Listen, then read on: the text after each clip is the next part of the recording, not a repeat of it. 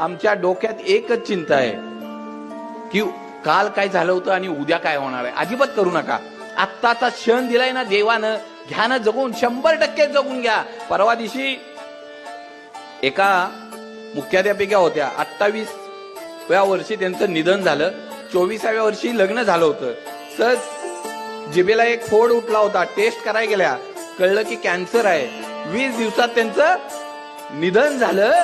आणि ज्यावेळेस निधन झालं त्यावेळेस शेवट जाता जाता सोशल मीडियाला त्यांनी एक पोस्ट लिहिली, माझ्याकडे सगळं होतं, काय नव्हतं असं नाही, सगळं होतं. नवरा माझा IAS अधिकारी होता, माझ्याकडे गाडी होती, बंगला होता, मुलगा होता, सगळं होतं, परंतु मी ह्या सगळ्या गोष्टीचा आनंद घेऊ शकले नाही. जर आमचं शरीरच चांगलं नसेल ना, आम्ही कशाचा आनंद घेणार आहे. अरे आजही जगात असा कुठलाही माणूस निर्माण नाही झाला की जर व्हेंटिलेटरवर ICU मध्ये जायचं आहे ना, कोण जाईल का हो भाड्यानं. त्याला म्हणले आम्ही दिवसाला 1 लाख रुपये देतो, कोण जाईल का व्हेंटिलेटरवर तुमच्या जागी.